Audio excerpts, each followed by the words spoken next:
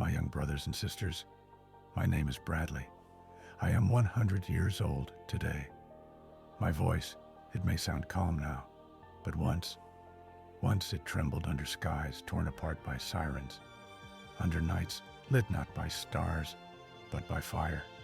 And listen carefully, because tonight I will not tell you about 1968. I will tell you what 1968 stole from me and what it left behind. Close your eyes for a moment.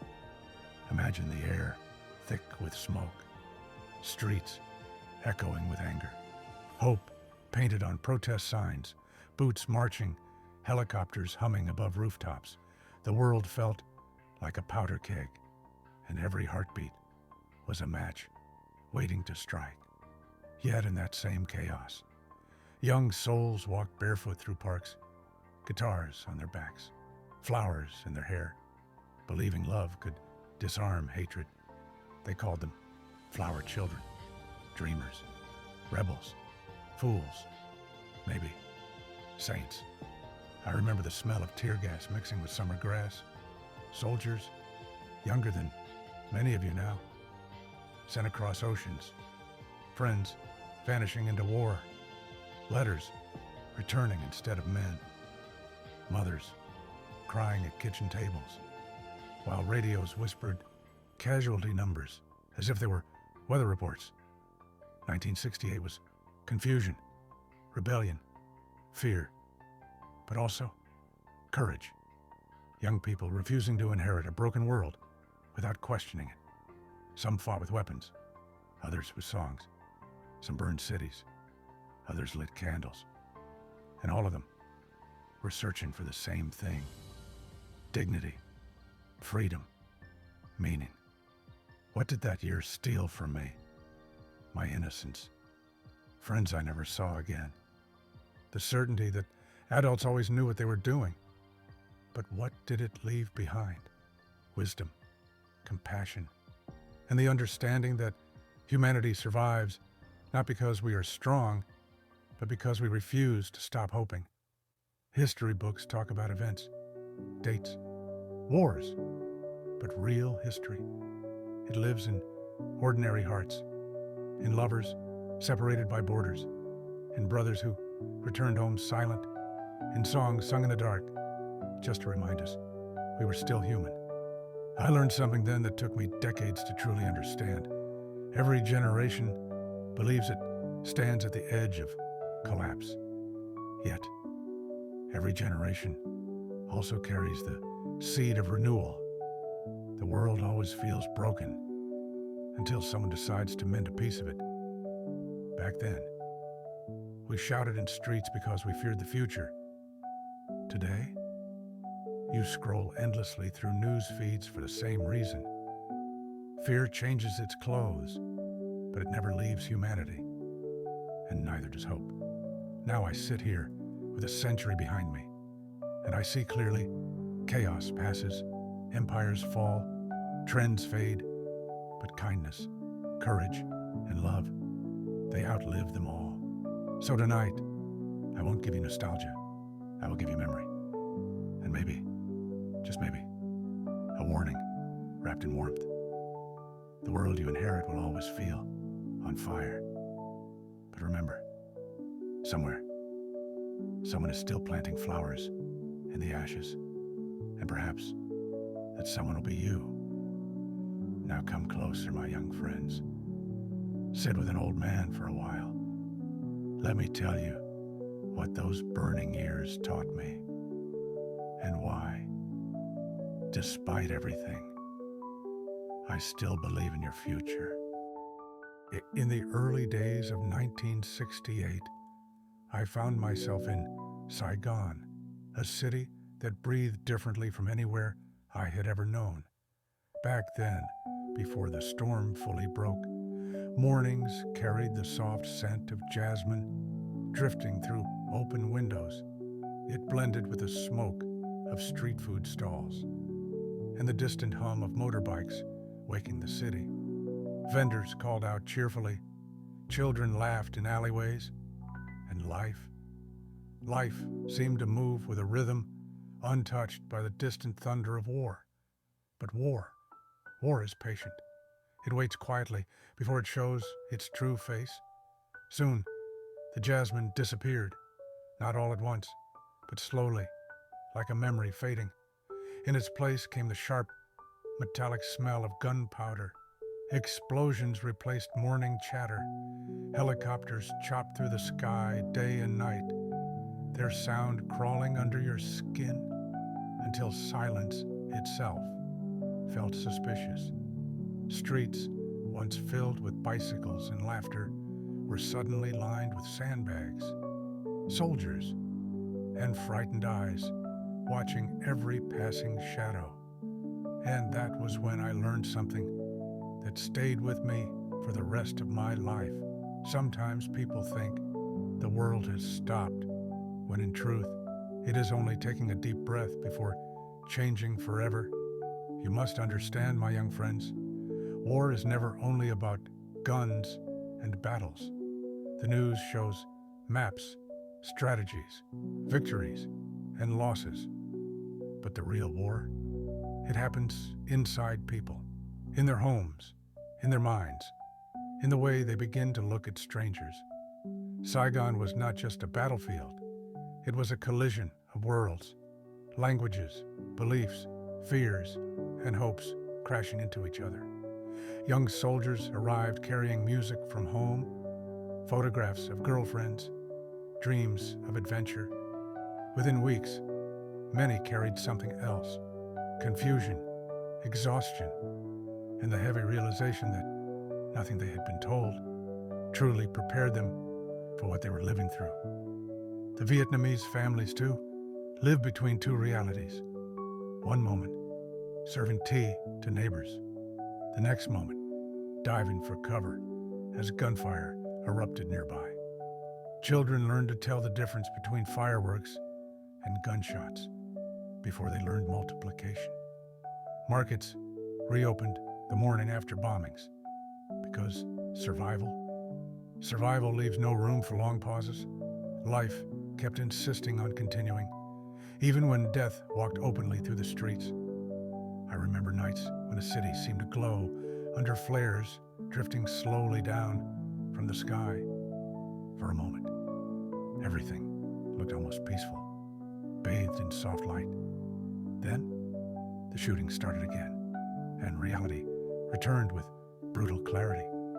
What struck me most was the cultural shock. Soldiers came thinking they were stepping into a mission, a clear purpose. Instead, they stepped into a complex world where friend and enemy could not always be told apart, where customs felt foreign, where even kindness sometimes carried suspicion. Fear grew not just from bullets, but from misunderstanding. And misunderstanding, my friends, can be as deadly as any weapon. War changes how people speak, how they sleep, how they trust. Laughter becomes quieter, doors are locked earlier, every loud sound makes hearts race.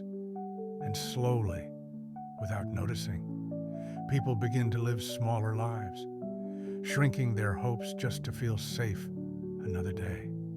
Yet even there, in the heart of chaos, humanity refused to disappear. I saw strangers share food during curfew. I saw soldiers help lost children find their parents. I saw musicians play softly in corners, as if reminding everyone that beauty still existed. Even in war, life stubbornly refuses to surrender completely. Looking back now, with a century behind me, I realize Saigon in 1968 taught me something precious. Civilizations do not crumble in a single explosion. They erode quietly when people forget to see each other as human beings. And wars begin long before the first shot is fired. They begin when empathy dies. My voice may sound nostalgic as I tell you this, but listen carefully. Nostalgia should never blind us. Memory is not meant to make us long for the past, but to warn us about repeating it. because the world still holds its breath from time to time. Cities still stand at the edge of storms, and every generation must choose whether to repeat history or learn from it. And if there is one thing an old man like me wishes to pass on, it is this. Whenever you see fear replacing kindness, whenever the scent of gunpowder threatens to replace the scent of jasmine again, remember that peace is fragile, and protecting it is the responsibility of those who still believe in tomorrow. The night of January 30th, 1968, is carved into my memory so deeply that even now, a century into my life, I can still hear it when a world grows too quiet. Saigon had gone to sleep under the promise of Tet, the Lunar New Year. Families gathered indoors, incense drifted through neighborhoods, and for a moment, people allowed themselves to believe the fighting might pause. War, after all, sometimes pretends to respect holidays. I was resting in a small room not far from the city center when the first explosions shattered the night. At first, my mind refused to understand what my ears were hearing. In war zones, silence is suspicious, but sudden chaos is even more terrifying. You wake, not knowing if you're dreaming or already dying. Then came the gunfire, sharp, endless, ripping through the dark. Windows rattled, alarms screamed, people shouted in languages mixing fear and confusion. Somewhere outside, someone cried out for help, and somewhere else, someone shouted orders no one seemed able to follow. I stepped outside with others, and what I saw still haunts me. Tracer rounds streaked across the sky, glowing lines crossing above rooftops. For a terrible, surreal moment, they looked almost beautiful, like fireflies dancing in the humid night air, bright streaks flying in every direction, flashing, vanishing, reappearing. But those were not fireflies. They were bullets, searching for bodies. And that is the cruel trick of war. From a distance, it sometimes looks almost cinematic, almost heroic. But when you are there, when the ground shakes under your feet and the air fills with dust and screams, you understand the truth. A bullet has no religion, no language, no ideology. It simply destroys whatever it finds. That night, fear stopped being an emotion and became an instinct. You do not think about politics or sides or reasons. You think about survival, about the next second, about where to hide, about whether the wall next to you can stop metal moving faster than sound. I remember crouching behind a concrete barrier with strangers pressed shoulder to shoulder. No one asked who supported whom. No one cared about nationality. In that moment, we were just human beings trying not to die. A mother covered her child's ears as explosions echoed. A young soldier's hands shook so violently he could barely reload his weapon. An old man whispered prayers under his breath, repeating them like a lifeline. Your senses sharpen in those moments. Every sound feels closer. Every shadow looks like danger. Time stretches and compresses at once. Minutes feel like hours, yet entire scenes pass in seconds. You hear footsteps, and your heart pounds so loudly you fear it will betray your hiding place. And the mind plays cruel games. You think of home, of ordinary things, a meal you never finished, a person you forgot to call, promises postponed, regrets surface with brutal clarity, because somewhere inside, you know life can end before sunrise. The city burned in fragments that night. Gunfire echoed between buildings. Flares lit the sky in ghostly colors, and smoke crawled through streets that hours earlier had been filled with celebration. Tet decorations still hung in some doorways while soldiers ran past them into firefights. Life and death stood side by side in a way no human heart is built to accept. But what struck me most was not the violence. It was the fear in people's eyes, the universal fear of not seeing tomorrow. Soldiers, civilians, attackers, defenders, beneath uniforms and slogans, everyone was terrified. Survival erased ideology. And when dawn finally began to creep into the city, revealing shattered walls and exhausted survivors, the illusion of glory vanished completely. War did not look heroic in daylight. It looked confused, broken, senseless. I walked past streets littered with debris and its silence heavy as grief. Shops destroyed, families searching for loved ones, young men staring blankly ahead, already changed forever. That night, it taught me something brutal but necessary. Wars are started by decisions, but they are endured by ordinary people, and no victory speech can erase the cost paid by those who simply wanted to live another day. Even now, when fireworks explode in celebration somewhere, a part of me still flinches, because once you have seen bullets fly like fireflies over a city fighting to survive the night, you never again mistake war for something noble. War does not create heroes. It creates survivors and ghosts that walk beside them for the rest of their lives. After the cities, the noise, and the burning streets, the war led many of us into the jungle, and there, everything changed. You might imagine war as constant gunfire, explosions, shouting, but in the deep forests. War often sounded like rain, endless rain, rain that fell day and night, until the sky and earth seemed to become one.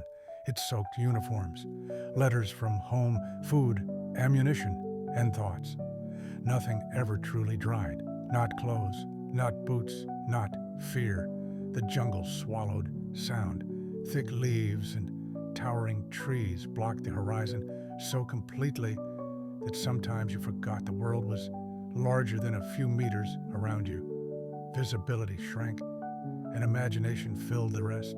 Every rustle felt like danger. Every shadow moved.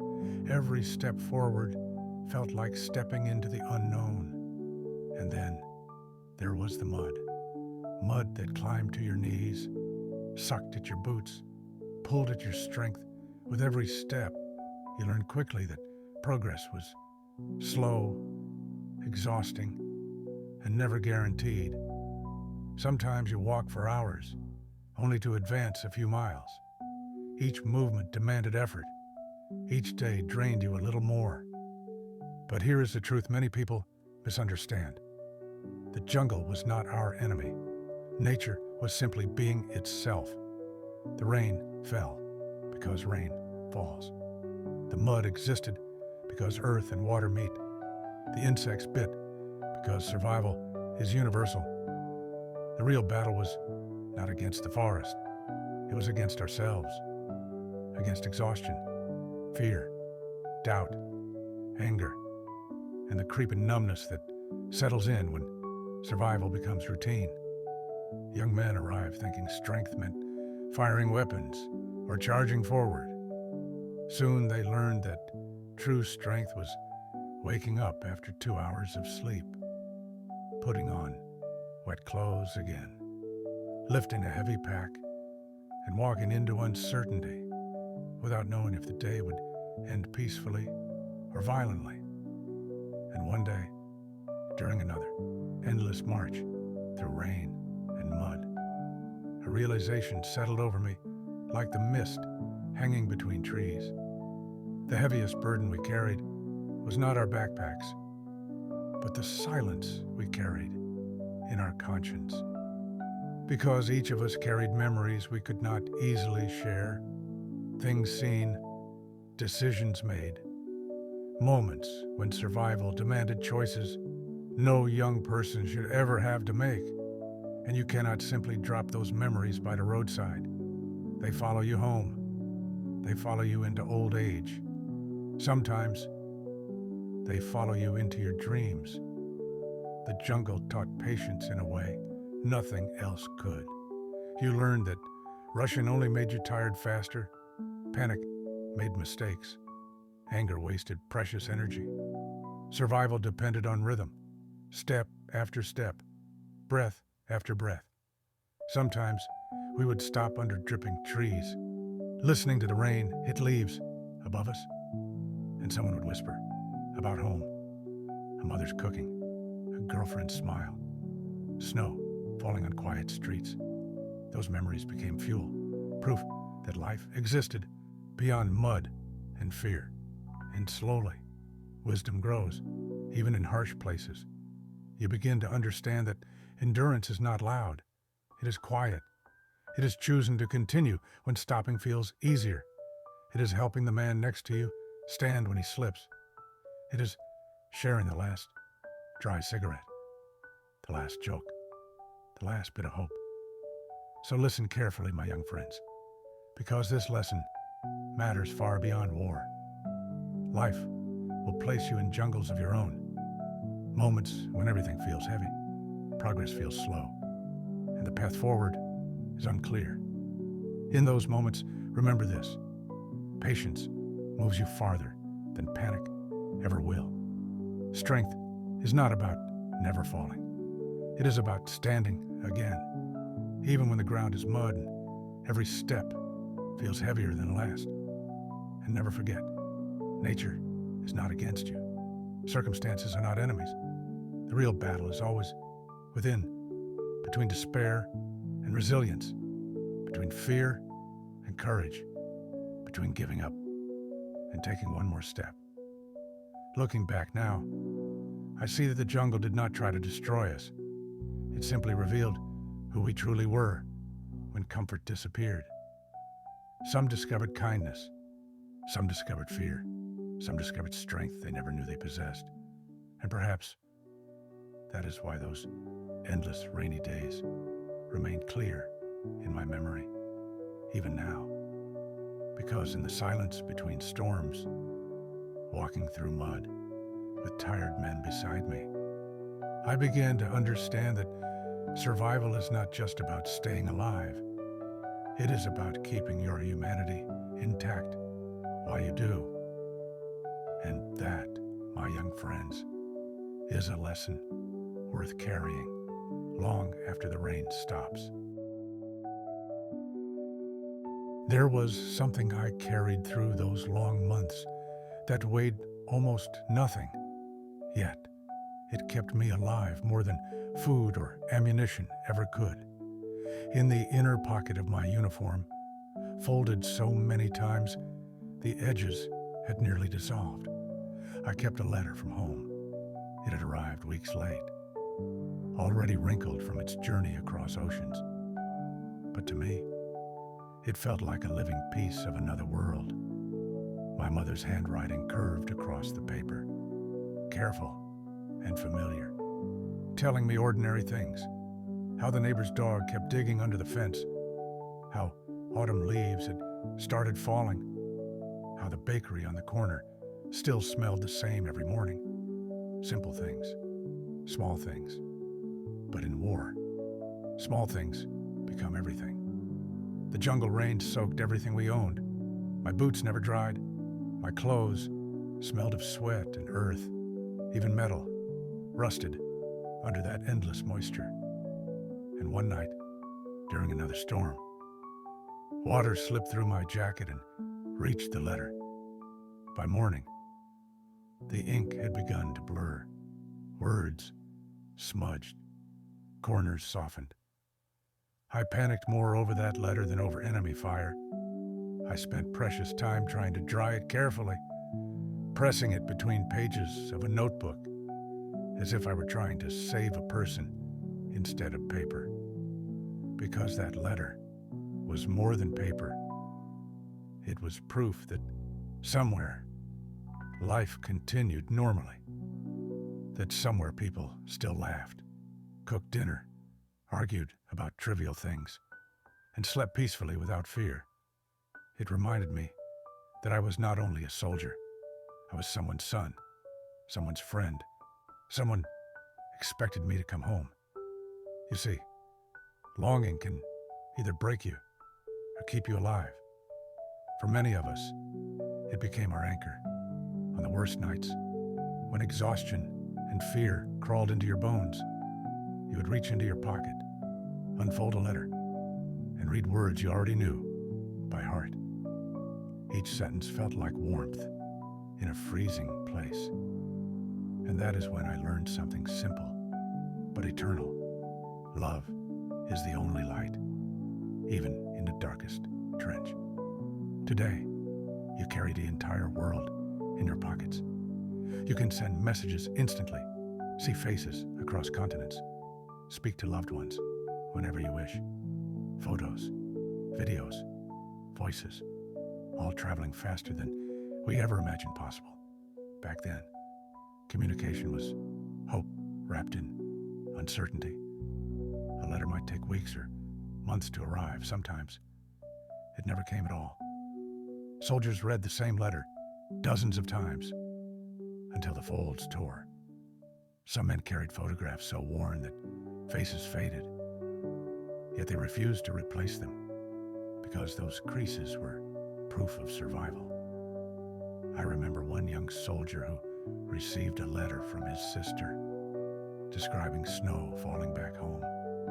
He passed the letter around so others could read it too.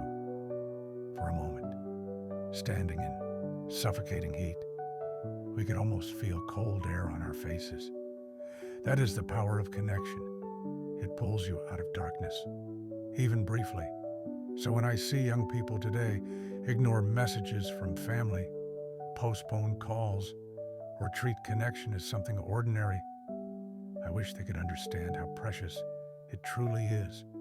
One message, one voice, one reminder that someone cares can carry a person through unimaginable hardship. Because war teaches you something painful. Survival is not only about avoiding death, it is about remembering why you want to live. And most often, the answer is not glory, money, or pride. It is people, the ones waiting for you, the ones you miss, the ones whose names you whisper when fear grows too loud. My old letter eventually tore beyond repair. Years later, all that remained was a fragment with only a few readable words left. But I never threw it away. Even now, it rests among my keepsakes, fragile and fading, like memory itself. And if this old man may offer you one piece of advice, it is this: do not wait for war or distance to remind you of love's value. Call your parents, write to your friends, tell people what they mean to you while you still can. Because when darkness comes, and life brings darkness in many forms, it is not strength or pride that guides you through. It is love. And believe me, my young friends, even in the deepest night, even in the most frightened shelter, love remains the one light that never truly goes out. There is a face that still visits me in quiet moments, even now, when my hair has long turned white and my hands tremble with age. His name was Thomas.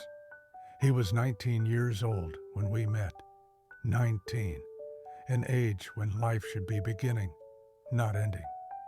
He had the restless energy of someone who believed the world was still wide open, that everything ahead of him was waiting to be discovered.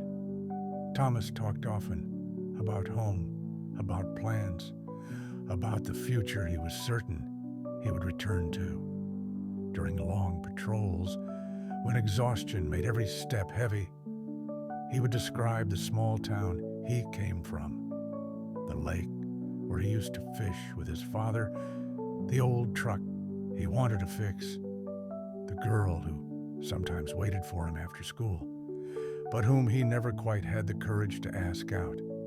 He carried her photograph in his helmet liner, though he pretended it was just a joke among friends. We all knew better. Hope. Hope needs a face. At night, when we sat cleaning equipment or trying to ignore the sounds of the jungle, Thomas would speak about becoming a mechanic, opening his own garage, maybe getting married, maybe traveling one day. Nothing extraordinary, just a life. And that is what makes memory so painful sometimes. The dreams were ordinary, achievable, within reach. War doesn't only take soldiers, it takes futures. Conversations that never happen, children never born, old men who never get to sit on porches, telling stories about long lives. The day we lost Thomas was not dramatic. No heroic charge, no grand moment, just confusion, sudden gunfire, and the chaos that comes without warning. One moment he was beside me, shouting something I couldn't hear over the noise. The next moment, he was on the ground. Everything after that moved strangely slow. Training takes over in moments like that. You react before you think. You pull people to cover. You call for help. You try to believe there's still time. But time does not always listen.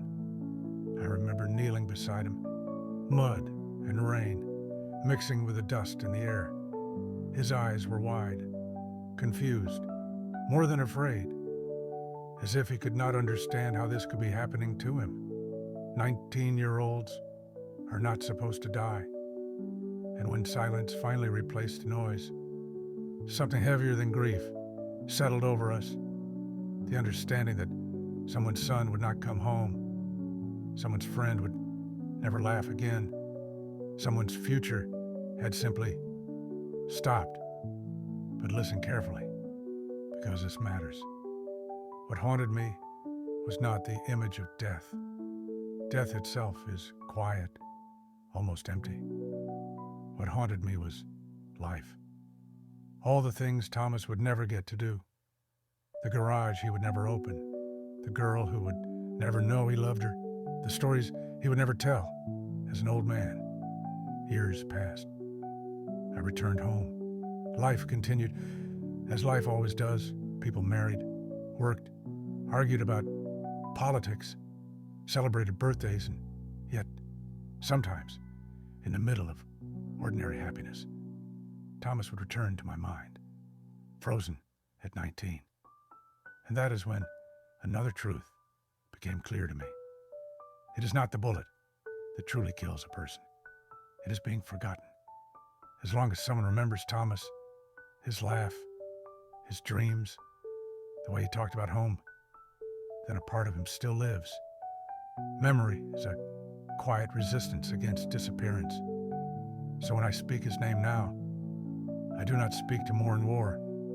I speak to celebrate life, to remind myself and you that every person around you carries dreams just as fragile and precious. You pass strangers every day without knowing the stories they hold, the plans they're building, the fears they hide, the love they hope to find. Life is delicate in ways we rarely notice until it is interrupted. Thomas never grew old. He never saw how the world would change. But through memory, his existence stretches beyond those 19 years. And maybe that is our responsibility, to carry forward the stories of those who cannot tell them anymore. So tonight, if you listen to this, old man, remember not the loss, but the lesson. Cherish the people around you. Speak kindly. Forgive quickly. Say what you feel while you still can. Because one day, all any of us will leave behind are memories in the hearts of others. And as long as someone speaks your name with warmth, as long as someone remembers your laughter, your kindness, your dreams, then you are never truly gone. Thomas remains 19 forever, but in remembering him, I remind myself why life, even fragile and uncertain, is always worth protecting. While we moved through jungles and ruined streets, believing our world had shrunk to survival and the next sunrise, something else was happening far beyond the front lines. At the time, we barely understood it. News traveled slowly, broken into fragments through radio reports, crumpled newspapers, and letters from home. But even in the middle of war, you could feel that the world itself was shifting. I remember sitting with a small group of soldiers around a radio one evening, static, cutting in and out, while a distant voice spoke about protests in cities we had only seen in movies. Paris, Washington, Istanbul, students marching, workers striking, young people filling streets with banners and songs, voices rising, not for conquest, but for change. It felt strange to hear those stories while holding a rifle in a foreign jungle. On one side of the world, young men were fighting because governments sent them. On the other side, young people were shouting that enough was enough, that war, injustice, and inequality should not simply be accepted as the way things were. At first, many soldiers reacted with confusion, even anger. Some felt betrayed. While we're here risking our lives, they protest, they would ask. But as time passed and exhaustion stripped away easy answers, many of us began to understand something deeper. The young people in those streets, they were not enemies. They were voices demanding a better future. They were questioning the decisions of leaders, challenging old systems, and refusing to inherit a world shaped only by fear and violence. I heard about Paris in 1968. Students filling universities, workers joining strikes, entire neighborhoods buzzing with debates about freedom, rights, and dignity. I heard about Washington, where thousands gathered, demanding peace, holding candles and signs, hoping their voices might stop more sons from being sent into war. And even in distant Istanbul, students and workers were rising, questioning authority, demanding change in their own society, and sitting thousands of miles away, boots soaked, body tired, heart heavy. I realized something. History was not only being written on battlefields, it was being written in streets, classrooms, and public squares. The world was arguing with itself, old generations clinging to certainty, young generations demanding transformation. And though the arguments were messy, loud, and sometimes chaotic, they were alive. Because here is a truth an old man learned slowly.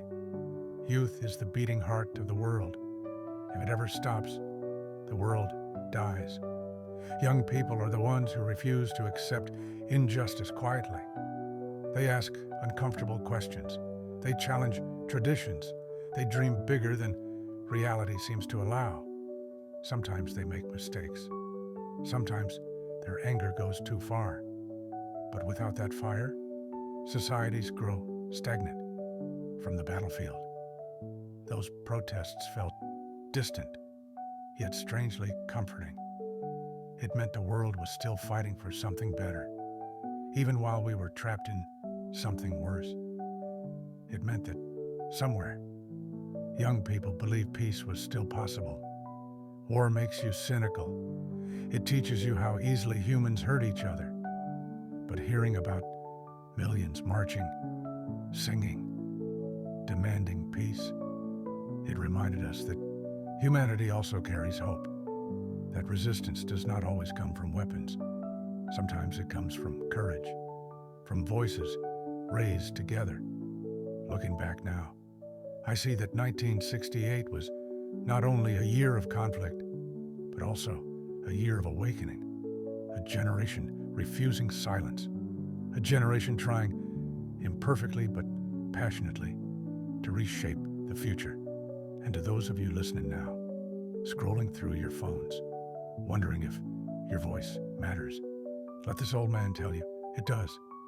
Every era depends on its youth to question what is wrong and imagine what could be better. Change never begins comfortably. It begins with discomfort, debate, resistance. But remember this as well. Anger alone cannot build a future.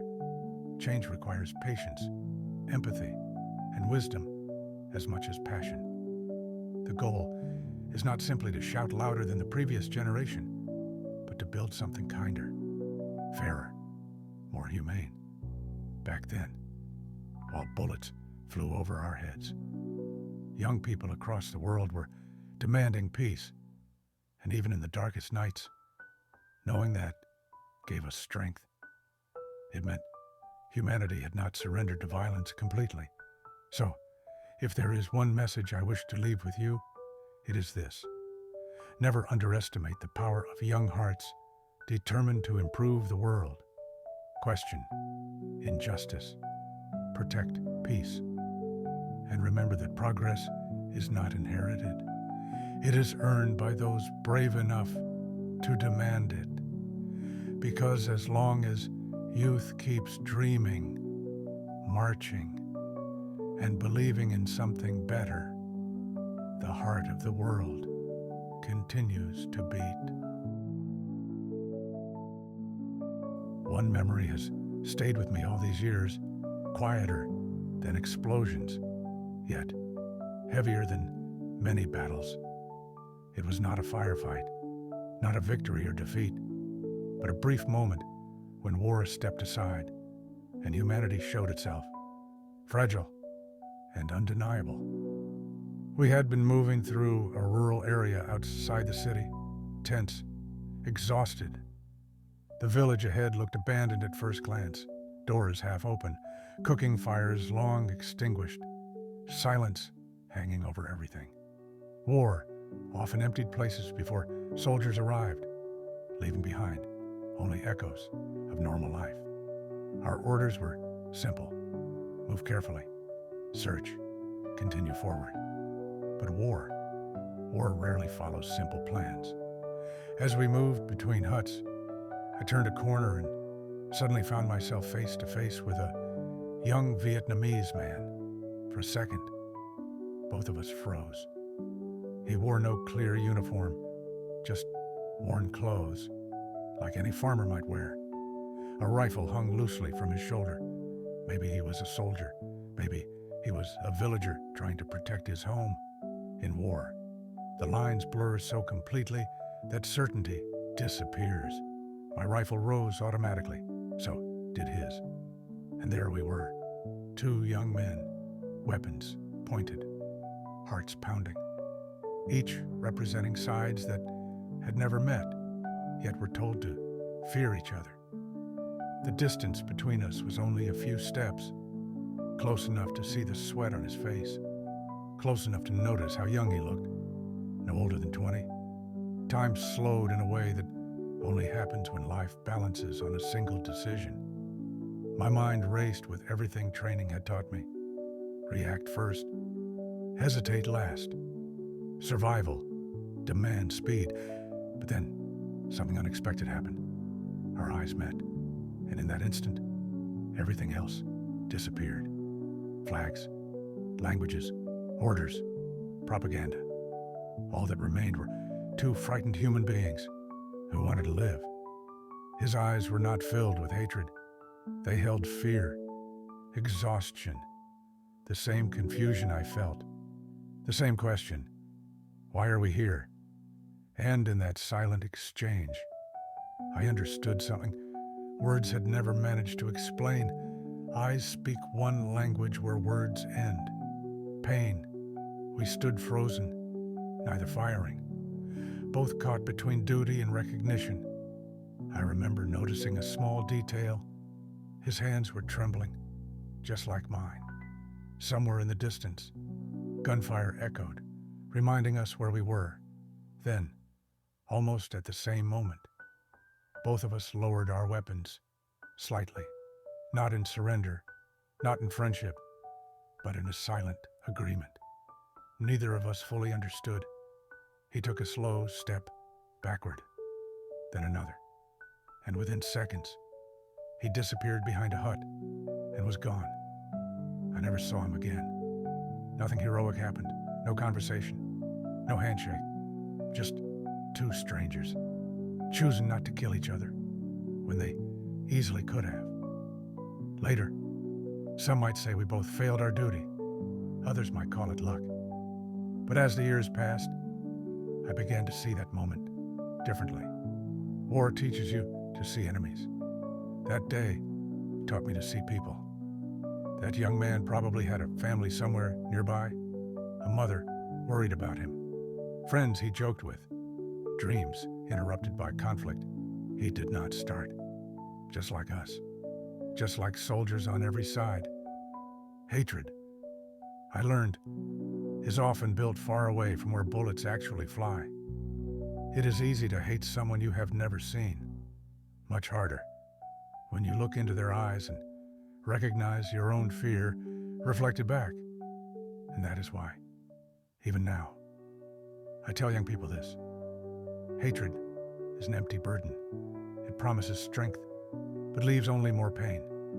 It convinces you others are less human, until one day you meet them face to face and realize how similar you truly are. I do not know what became of that young man. Perhaps he survived and grew old somewhere. Perhaps he did not survive at all. War rarely gives answers. But I know this. In a place built on violence, for one brief moment, two enemies remembered they were human. And sometimes, my young friends, that small recognition is the bravest act of all. The day I finally left the war behind, there were no triumphant speeches, no music, no cheering crowds waiting at the runway. There was only silence. I remember stepping onto the transport plane with dozens of other soldiers, men who had survived things they barely understood themselves, men who looked older than their years, though many were barely in their 20s. We carried small bags, tired bodies, and memories too heavy to pack. Inside the aircraft, no one celebrated, no one shouted with relief. Instead, a strange quiet filled the cabin. Some men stared at the floor. Others leaned their heads back and closed their eyes, not sleeping, just trying to feel safe for the first time in months. A few held photographs or letters, touching them like lucky charms. War had taught us not to relax too quickly. Part of us still expected danger to erupt without warning. Even as the plane lifted into the sky, engines roaring, many of us sat stiffly, as if waiting for something to go wrong. I remember looking out the small window as clouds swallowed the land below. I should have felt joy. Instead, I felt empty, because while my body was leaving the war was not leaving me. The flight home was filled with unspoken questions. Who would we be now? Could we simply return to the lives we left behind? Would anyone understand what we had seen? When we landed, reality hit harder than any firefight. The country we returned to had changed, and so had we. People went on with their lives. Music played on radios. Couples argued about trivial things. Children laughed in parks. Normal life continued, as if nothing had happened. Some people welcomed us. Others looked away. The war had become controversial, painful, confusing. Many preferred not to talk about it at all. We returned not as heroes, not as villains, but as uncomfortable reminders of something people wanted to forget. The hardest part, it was realizing that home no longer felt like home. Loud noises made me flinch. Crowds made me uneasy. I woke at night expecting alarms or gunfire. Simple questions like, how was it? Felt impossible to answer. How do you compress fear, loss, confusion, and survival into polite conversation? And slowly, disappointment grew. Not because people were cruel, but because they could not see the invisible wounds we carried. Outside, we looked fine. Inside, many of us were still fighting battles, long after the shooting stopped. Healing did not come quickly. There was no single moment when everything suddenly felt normal again. Healing came in small, quiet steps, talking to others who understood, walking alone in peaceful places, learning how to sit in silence without expecting danger. And over time, I began to understand something deeply important, something wiser men and poets had known long before me. Our wounds. They are the places where light enters us. Pain changes you. Loss changes you. Struggle leaves marks, but those marks can become sources of empathy, patience, and understanding if you allow them to teach rather than harden you. So listen carefully, my young friends, because your battles may not be fought in jungles or cities at war. Your struggles may be different. Pressure, loneliness, uncertainty about the future, failures that feel overwhelming. But hardship, it is part of every life. Do not be ashamed of your scars, whether they are visible or hidden. Talk about them. Seek help when you need it. Strength is not pretending everything is fine. Strength is admitting when it is not, and choosing to keep moving forward anyway. And remember this: healing is not forgetting. Healing is learning how to carry memories without letting them crush you. It is finding meaning, even in painful experiences. When life disappoints you, and it will, do not close yourself off. Stay open, stay kind. The same heart that feels pain deeply is also capable of feeling joy deeply. Years after returning home, I found peace not by erasing the past, but by accepting it as part of who I had become. The war did not define my entire life. It was only one chapter, not the whole story. And that is my message to you. Whatever chapter you are living through now, no matter how difficult, it is not the end of your story. Your future is still unwritten. Sometimes, the very places where life breaks you become the places where wisdom, compassion, and strength begin to grow. And if an old man like me can still find light after walking through darkness, then so can you. Now, my young friends, I am no longer speaking from memory. I am speaking from this moment, here, now, looking directly at you. Imagine me sitting across from you, an old man whose life has stretched longer than he ever expected. The wars, the chaos, the years of confusion, they are all behind me now. What remains is simple truth. And before time takes the last of my words, I want to leave you with something worth carrying. Life is painfully short. You do not see it when you're young. Days feel endless, years feel distant, and tomorrow seems guaranteed. But one day you wake up, and decades have passed like seasons. Friends disappear, parents grow old. Opportunities you thought would wait quietly vanish without warning. War taught me something brutal. People rarely realize the value of peace until they lose it. Cities burn, families scatter, Children grow up learning fear instead of dreams. And when the noise finally ends, all anyone wants is what they once took for granted. Safety, laughter, normal mornings, quiet evenings. Peace is not boring. Peace is sacred. It is the invisible foundation that allows love, art, learning, and happiness to exist. Without peace, everything becomes survival. And survival alone? It is not living.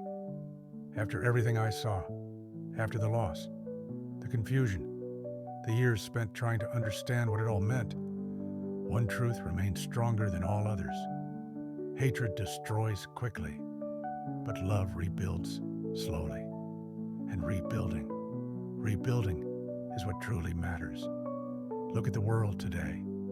Different problems, different arguments, different fears. Yet, the same human hearts beating beneath it all.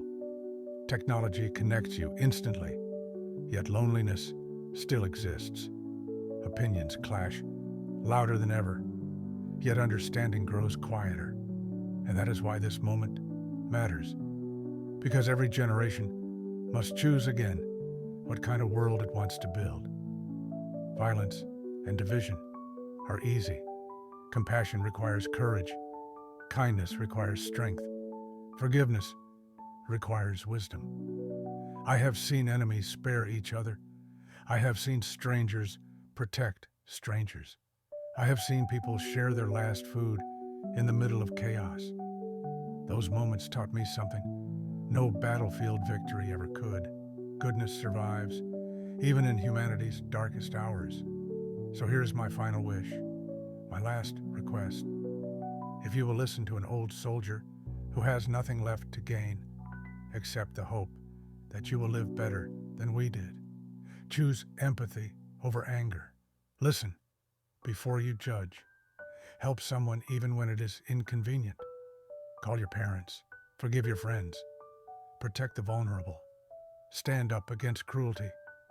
And remember that behind every screen, every argument, every stranger you meet, there is a person carrying invisible struggles, just like you.